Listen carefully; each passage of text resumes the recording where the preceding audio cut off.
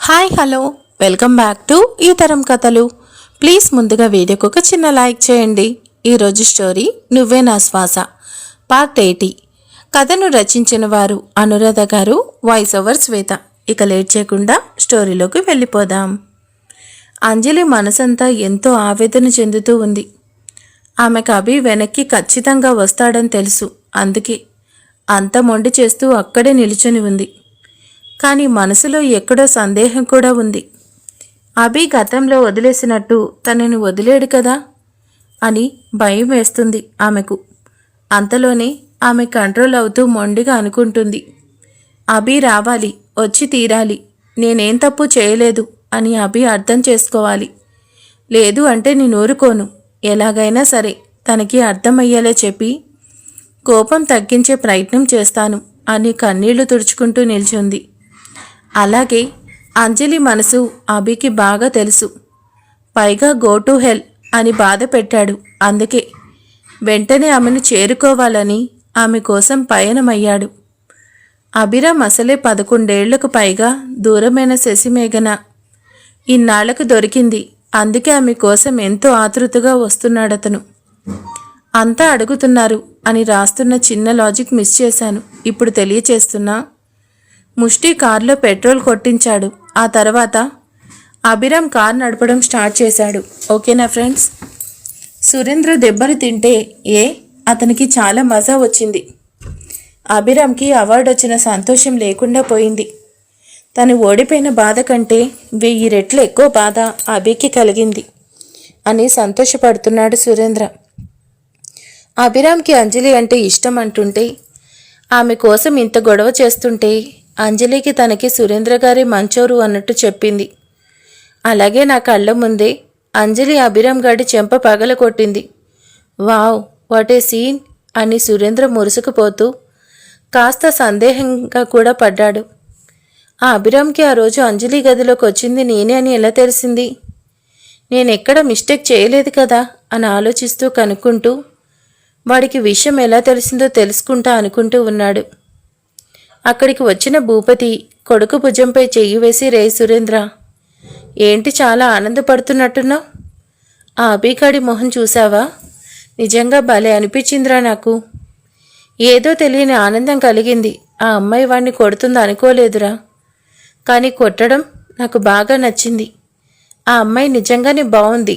అంత అందమైన అమ్మాయి ఆ అభిరామ్కి దక్కకూడదు. ఎలాగైనా సరే నీ సొంతం చేసుకో. మంచిగా నీకు దక్కకపోతే మన అసలు రూపం చూపించైనా సరే అంజలిని నువ్వు దక్కించుకోవాలి, సరేనా అన్నాడు భూపతి. సురేంద్ర నవ్వుతూ, అలాగే నాన్న, ఇందులో మనకి ఒక ప్లస్ ఉంది. అభిరామ్ కోపం గలవాడు. అంజలి వాణ్ణి కొట్టింది. ఆ కారణంతో వాడు అంజలిని దూరం చేసుకున్న ఆశ్చర్యపోనక్కర్లేదు.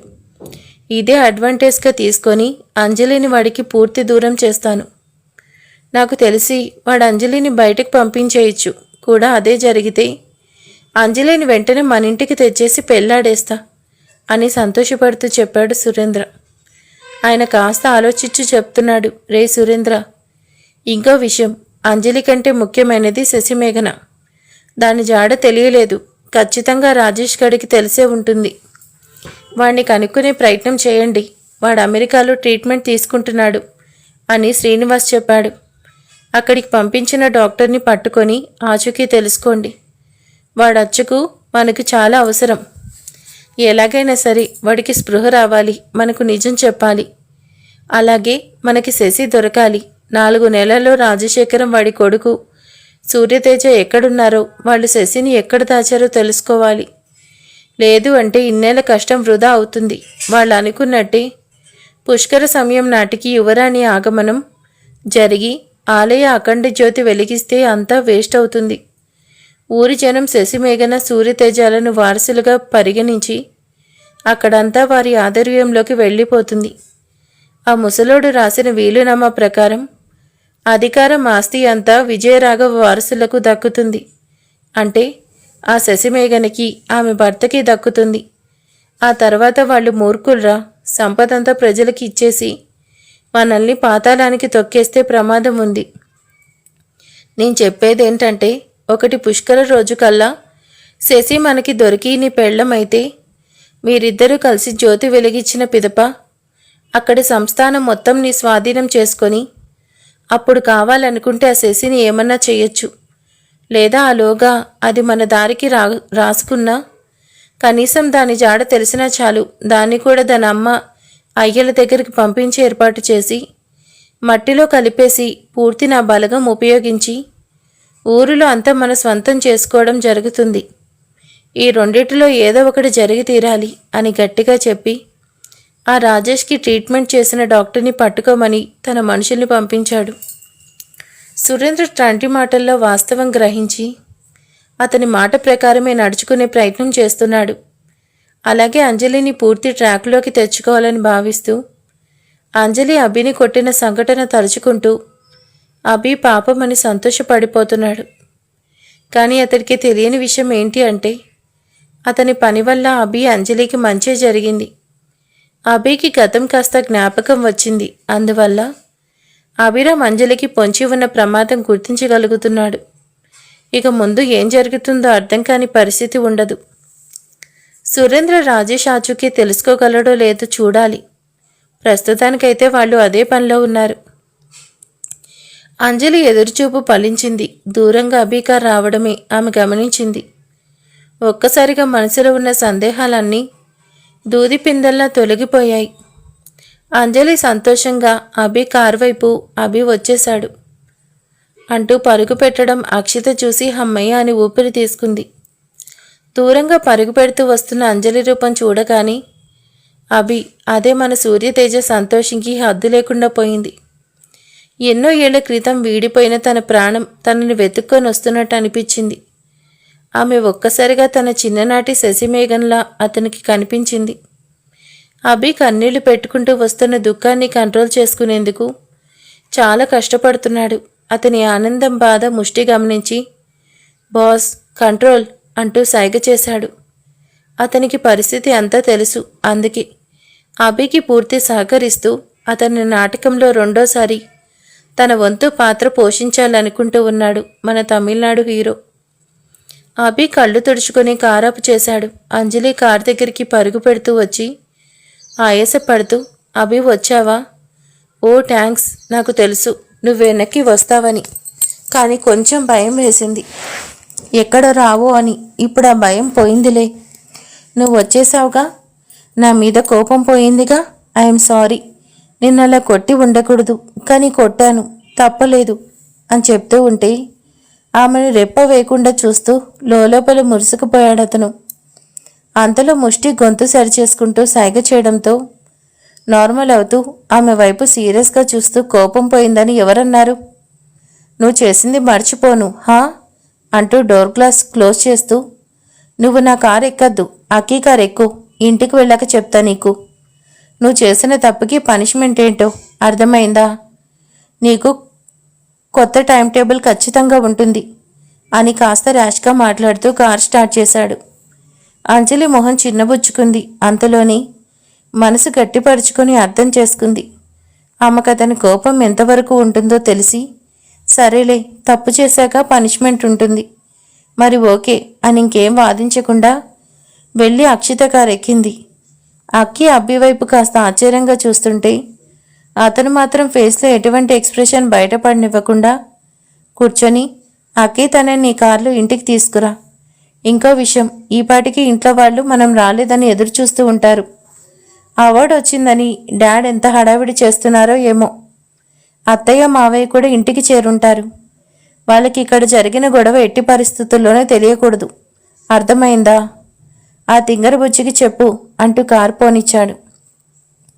అంజలి ఇతని మాటలకు ఉడుక్కుంటూ ఏం చేస్తాం, టైం ఇప్పుడు నీది, నాకు టైం వస్తుంది మిస్టర్ బీపీ, అప్పుడు చెప్తా నీ సంగతి అని ఊరుకుంది.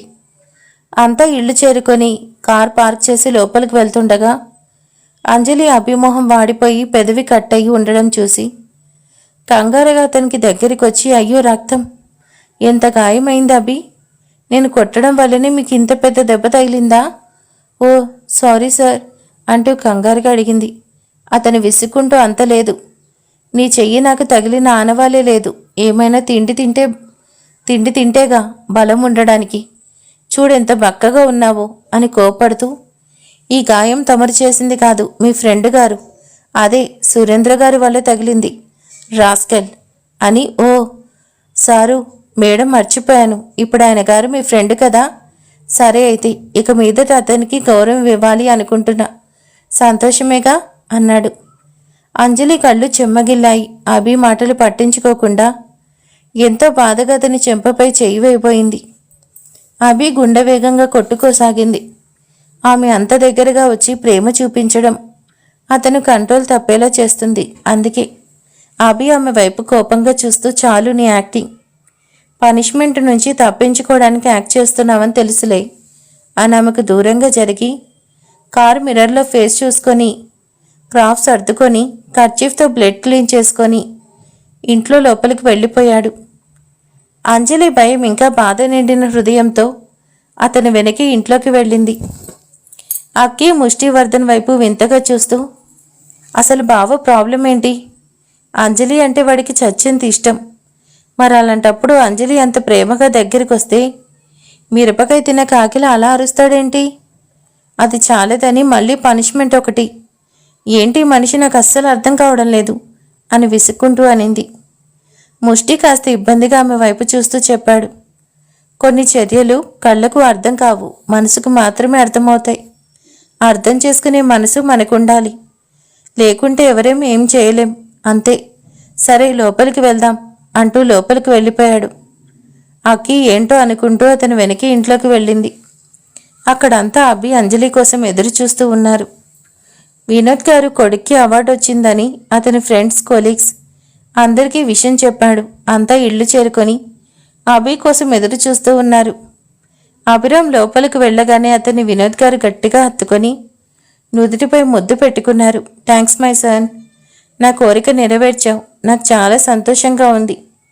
నీపై నేను పెట్టుకున్న నమ్మకం నిలబెట్టావు అని పొగుడుతూ ఉన్నారు. అక్కడికి వచ్చిన వాళ్ళంతా అభిరామ్కి కంగ్రాట్స్ చెప్పారు. అక్కడే ఉన్న లలిత గారు, మూర్తి గారు అభిని మెచ్చుకొని కాంగ్రెస్ చెప్పారు. అంతలో అంజలి అభికి దగ్గరగా రావడం చూసి ఆమెను కూడా అక్కడి వాళ్ళు మెచ్చుకున్నారు. సునీత్ర మాత్రం వాళ్ళ మొహాల్లో తేడా గమనిస్తూనే ఉంది. అభిరామ్కి గాయం ఉంది. అంజలి మొహంలో దిగులు, బాధ కనిపిస్తున్నాయి. ఏదో గలాట జరిగిందని అర్థమైంది. ఆమె కంగారుగా అంజలి దగ్గరికి వచ్చి పక్కకి తీసుకెళ్ళి ఏం జరిగింది అని అడిగింది. అంజలి చెప్పాలనుకుంది కానీ అభి తననేం చెప్పొద్దు అన్నాడు. అంతేకాకుండా తనని తింగరబుచ్చి అన్నాడు. అందుకే కాస్త కవర్ చేస్తూ ఏమీ లేదు, ఆఫీస్లో అంతా పార్టీ చేశారు, బాగా అలసిపోయాను, మళ్ళీ ఇక్కడ కూడా హడావిడి, అందుకే చికాగ్గా ఉంది అని చెప్పి గదిలోకి వెళ్ళిపోబోయింది. అంతలో ఆమెకు లలిత గారు అడ్డంగా వచ్చి, నీకెందుకు ఇక్కడి వాళ్ళు కంగ్రాట్స్ చెప్తున్నారు? ఏదో నీదే ఈ కంపెనీ అన్నట్టు, అవార్డు ఏదో నీకే వచ్చినట్టు బిల్డప్ ఇస్తూ థ్యాంక్స్ అని చెప్తున్నావు. ఈ అవార్డుతో నీకేంటి సంబంధం? అసలు నీ ఉద్దేశం ఏంటి? నువ్వు జీతానికి పనిచేస్తున్నావు, పనిదానిలా ఉండు, లేదు అంటే ఇంటి బయటకు గెంటేయాల్సి వస్తుంది, జాగ్రత్త అని వార్నింగ్ ఇచ్చి అక్కడి బంధువుల మధ్యలోకి వెళ్ళిపోయింది. సునీత అత్తగారి మాటలకు విస్తుపోయి చూస్తూ ఉండిపోయింది. అంజలి మనసు ఆవేదన పడుతుంది, ఎంతో బాధ కలుగుతున్నా ఆవిడ మాటల్లో వాస్తవం ఉంది అని మౌనంగా అంజలి గదికి వెళ్ళిపోయింది. సునీత అంజలిని ఆపే ప్రయత్నం చేయలేదు. అక్కి తల్లి మాటలు వినింది. ఈవిడికి ఏం చెప్తే అర్థమవుతుంది? బావతో పాటు అంజలిని పొగిడితేనే ఇంతలా రంకిలేస్తుంది. అదే బావ అంజలిని లవ్ చేస్తున్నాడని తెలిస్తే, అలాగే నా లవ్ మ్యాటర్ తెలిస్తే ఇంకెంత గొడవ చేస్తుందో. ఓహో, అన్నయ్య త్వరగా రారా బాబు, ఇక్కడ చాలా గందరగోళంగా ఉంది అని విసుకుంటూ తప్పక అక్కడి గెస్టుల్ని రిసీవ్ చేసుకుంటూ ఉంది. అక్షిత ముష్టి అభి పక్కకొచ్చి అంజలి లేదు ఎక్కడా అని అడిగాడు. అభి మొహం కాస్త డల్గా ఉండడం చూసి కంగారు పడి, ఏమైంది బాస్, కార్ పార్క్ చేసి వచ్చేలోగా ఇక్కడ ఏమైనా జరిగిందా అని అడిగితే అభి ఒకే ఒక్క మాట చెప్పాడు, అత్తయ్య అని. ముష్టికి సీన్ అర్థమైంది. ఆవిడ నోటికి అద్దు అదుపు ఉండదు అని తెలుసుకొని నిట్టూర్చి ఊరుకున్నాడు. అభి అంతమంది మధ్య ఉండి కూడా అంజలిని అబ్జర్వ్ చేస్తూనే ఉన్నాడు. ఆమెతో తన అత్తయ్య అలా మాట్లాడడం అతను తట్టుకోలేకపోయాడు. కానీ ప్రస్తుతం ఏమీ చేయలేని పరిస్థితి, అందుకే ఓర్చుకుంటూ మౌనం వహిస్తూ ఉన్నాడు. అంజలి గదిలోకి వెళ్ళి చాలాసేపు కన్నీళ్లు పెట్టుకుంది. అభి కోపం ఒకవైపు, లలిత గారు మాటలు ఒకవైపు ఆమెను చాలా బాధించాయి. ఆమె అలాగే ఏడుస్తూ బెడ్పై నిద్రపోయింది. వచ్చిన వాళ్ళంతా వెళ్ళాక అక్కి చెప్తుంది, బావా మేము వెళ్తున్నాం, జాగ్రత్త, కోపం వద్దు అన్నట్టు సైగ చేసి అక్కడ ఇంకాసేపు ఉంటే మమ్మీ అంజలిని ఇంకెన్ని మాటలు అంటుందో అని త్వరగా ఇంటికి వెనుతిరిగింది. అభి కూడా ఓకే అన్నట్టు సైగ చేశాడు. వాళ్ళు వెళ్ళాక అభి సునీతిని వినోద్ గారిని పిలిచి కూర్చోమన్నాడు. ముష్టి కూడా అభిరామ్ పక్కన నిల్చుని ఉన్నాడు. అభి ఏదో సీరియస్ మ్యాటర్ చెప్పాలనుకుంటున్నాడు అని వాళ్ళకి అర్థమవుతుంది, కానీ ఏమైందో అని కంగారుగా అతని వైపు చూస్తున్నారు. అభి గట్టిగా నిట్టూర్చి చెప్పాడు, డాడ్, అంజలి పట్ల నాకు ఉన్న ప్రేమ మీకు తెలుసు. ఆమె కోసం నిన్ను ప్రాణాలైనా ఇవ్వడానికి సిద్ధంగా ఉన్నాను. కానీ ఆమెకు ఆ విషయం చెప్పలేను. ఒక 4 నెలలు నేను నా మనసు చెప్పేది వినకుండా మెదడు చెప్పేది మాత్రమే చేయాలి. ఇక మీదట నేను అంజలితో ఇంకాస్త కటువుగా వ్యవహరించాల్సి వస్తుంది అని చెప్పాడు. సునీత భయంగా, ఎందుకన్నయ్యా, అదేం తప్పు చేసింది? దాన్ని బాధ పెట్టకండి, ఇప్పటికీ అంజలి చాలా నలిగిపోతుంది, ప్లీజ్ అని వేడుకుంది సునీత. అభి దిగాలుగా చూస్తూ, నేను తనని బాధ పెడతాను సునీత, లేదు, నా ప్రాణం ఉన్నంత వరకు ఆమెని కష్టం కలగకుండా చూసుకుంటా, కానీ కాస్త మొండిగా ఉండాలి. ఒక్క మాటలో చెప్పాలంటే నేను అంజలికి దూరంగా ఉండాలి, లేదంటే నేను కంట్రోల్ తప్పుతాను. అదే జరిగితే సమస్య ఇంకాస్త జటిలం అవుతుంది అని చెప్పి కాస్త నెమ్మది చేసిన స్వరంతో చెప్తున్నాడు. సునీత అంజలి అంటే శశిమేఘన అని నీకు తెలుసుగా అన్నాడు. ఆమె అవును తెలుసు అని అనుమానంగా చూస్తూ ఉంది. అభి కన్నీళ్లు పెట్టుకుంటూ, ఆమెకి తోడుగా ఒక బాబు కూడా ఉండేవాడు, ఆ బాబు పేరు సూర్యతేజ అని కూడా నీకు తెలుసుగా అని అడిగాడు. సునీత అవును అన్నట్టు చూసింది. ఆ సూర్య ఎవరో కాదు, నేనే. ఆ సూర్య తండ్రి రాజశేఖరం గారే నన్ను కన్నవారు, మేమే శశిని అంటే మా రాణిని కాపాడి అనాథాశ్రమంలో వదిలి వెళ్ళిన వాళ్ళం అని గట్టిగా ఏడ్చాడు అభి. అక్కడి వాళ్ళు ఒక్కసారిగా షాక్ అయిపోయి కూర్చున్న వాళ్ళు లేచి నిల్చొని చూస్తూ ఉండిపోయారు. అభి చెప్తున్నాడు, సునీత, నేను గతాన్ని మర్చిపోయిన ఒక పేషెంట్ని, నీకు తెలుసు కదా అన్నాడు. ఆమె అవును అన్నట్టు తలూపింది. కానీ ఇప్పుడు నాకు కొంత జ్ఞాపకం వచ్చింది. శశిమేఘని అలా వదిలాల్సి వచ్చింది ఎందుకో తెలీదు, కానీ అంజలి నా శశిమేఘనని మాత్రం జ్ఞాపకం వచ్చింది అని తనకి జ్ఞాపకం వచ్చినంత వరకు వివరంగా చెప్పి, వినోద్ గారిని పట్టుకుని, డాడ్, మీ చేతిలో చనిపోయిన వారు నా తండ్రి రాజశేఖరం గారు, మేము శశిమేఘనకి బంధువులం, ఆమె నాకు మరదలు డాడ్. కానీ ఇలా ఎందుకు జరిగింది, పూర్తి గతం ఏంటి అన్నది నాకు స్పష్టంగా తెలియలేదు. అందుకే పూర్తి వివరం తెలిసే వరకు అంజలి దగ్గర ఏం మాట్లాడకూడదు అనుకుంటున్నా. విక్రమ్ కూడా అదే పని మీద ఉన్నాడు. వాడు కూడా మా జీవితాలు ఇలా అయిపోవడానికి కారణం వెతుకుతున్నాడు. నాకు తెలిసి 4 నెలల్లో శశిమేఘనని భైరవపురం తీసుకువెళ్ళాలి. కొన్ని వేల కళ్ళం ఎదురుచూపుకి అర్థం చూపించాలి. వారి కన్నీళ్లు తుడవాలి. అలాగే మా కన్నీళ్లకు కారకులైన వారికి తగ్గ శిక్ష వెయ్యాలి. అవన్నీ జరగాలంటే ఓర్పు వహించక తప్పదు అని కన్నీళ్లు తుడుచుకొని అతని వీపుపై ఉన్న పచ్చబొట్టు చూపించి, అంజలి ఒంటి మీద ఉన్న టాటూ కూడా ఇలాగే ఉంటుంది అని దాని అర్థం కూడా వివరించాడు. అక్కడ ఉన్న ఇద్దరూ ఆశ్చర్యపోయారు. సునీత అరిచినట్టు చెప్పింది, అభి అన్నయ్య, అంజలి ఒంటి మీద ఇలాంటి గుర్తు నేను చూశాను, ఇది అద్భుతం అని ఆశ్చర్యపోతూ నిల్చుంది. అభి నిట్టూర్చి, ఇది అద్భుతం మాత్రమే కాదు సునీత, ఇది మా గమ్యం, మా జన్మకు ఒక అర్థం అని తాను చెయ్యాలి అనుకున్నది వివరంగా చెప్పదలిచాడు. నేను ఒక నిర్ణయం తీసుకున్నాను. ఇక మీద నేనేం చేసినా సరే మీరెవరూ నాకు అడ్డు చెప్పకండి, అలాగే అంజలి ముందు డిస్కస్ చెయ్యొద్దు అని మాట తీసుకున్నాడు. సునీత కన్నీళ్లు పెట్టుకుంటూ, ఆ దేవుడు మీ జీవితాల్లో వేసిన తప్పుని ఇప్పుడు సరిదిద్దుకుంటున్నాడు. అందుకే అంజలి నీ చెంతకు చేరింది. నాకు తెలుసు నువ్వు దానికి ఎటువంటి కష్టం కలిగించవు. ఏం చేసినా దాని మంచి కోసమే చేస్తావు. అన్నయ్య, మీ జీవితాలు ఇలా చిన్నాభిన్నం చేసిన వారు ఎవరన్నా కానీ వాళ్లకు శిక్ష పడాలి. మీరేం చేయాలనుకున్నా మీకు మేము సహకరిస్తామని మాటిస్తున్నా. కానీ అంజలిని ఎక్కువ విసిగించకుండా చూసుకోండి, ఇది నా రిక్వెస్ట్ అంటూ చెప్పి, ఏదైతే ఇప్పటివరకు జరిగిందో ఒక విధంగా మంచిగా జరిగింది. ఆ సురేంద్ర కారణంగా మీకు గతం జ్ఞాపకం వచ్చింది. సో ముందు ముందు జరగబోయేది తలచి దిగులు పడకండి. ప్రస్తుతం కాస్త రిలాక్స్ అవ్వండి అని ఫ్రెష్ అయ్యి రమ్మని చెప్పి అభిని పంపించి డిన్నర్ టేబుల్ సిద్ధం చేస్తూ ఉంది సునీత. వినోద్ గారు మాత్రం చాలా డల్ అయిపోయారు. ఆయన పరిస్థితి ముష్టి గమనిస్తూనే ఉన్నాడు. అతని కారణంగా రాజశేఖరం గారు చనిపోయారు.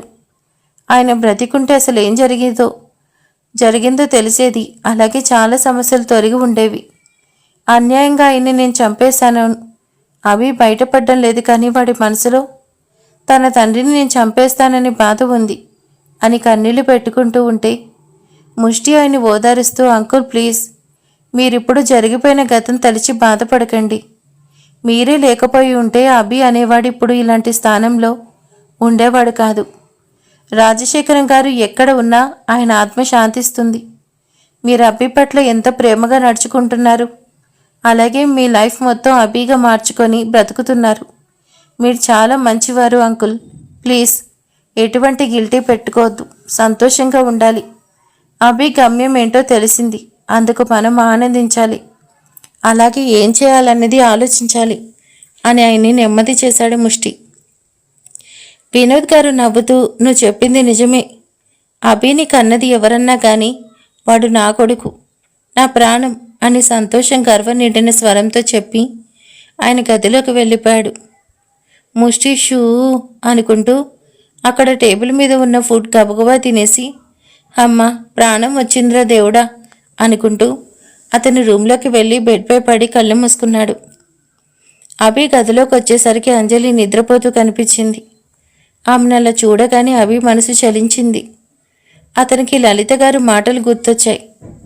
ఎంత బాధపడుతున్నా అతని మనసు కంట్రోల్ చేసుకుంటూ శబ్దం చేయకుండా ఆమెకు దగ్గరగా వెళ్ళి నిలుచొని, ఐఎమ్ సారీ శశి, అత్తయ్య నిన్న అలా మాటలు అంటుంటే నా రక్తం మరిగిపోతుంది, కానీ కొద్ది రోజులు సహనం వహించక తప్పదు అని ప్రేమగా ఆమెను చూస్తూ కూర్చొని గాలికి ఆమె మొహంపై అటు ఇటు ఆడుతున్న ఆమె కురులను చూసి అంజలి నిద్రకు ఇబ్బంది పెట్టచ్చు అనుకుని సుతారంగా ఆ పాయిని పక్కకు జరిపి అదుపు తప్పుతున్న అతని మనసుకి ఎంత నచ్చజెప్పినా వినిపించుకోక ఉరకలు వేస్తూ ఉండడంతో చిన్నగా నవ్వుకొని, వెన్నెల ఐ లవ్ యూ అని మనసులో చెప్పుకుంటూ ఎంతో సుతారంగా ఆమె నుదుటిపై ముద్దు పెట్టుకున్నాడు.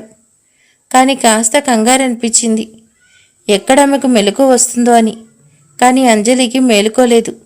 మరిక తర్వాత ఏం జరగబోతుంది? దీని కంటిన్యూషన్ పార్ట్ రేపు ఈవినింగ్ చూద్దాం. Okay, thank you for watching. అలాగే ఈరోజు వీడియో ఎలా ఉందనేది లైక్ చేయండి. Thank you.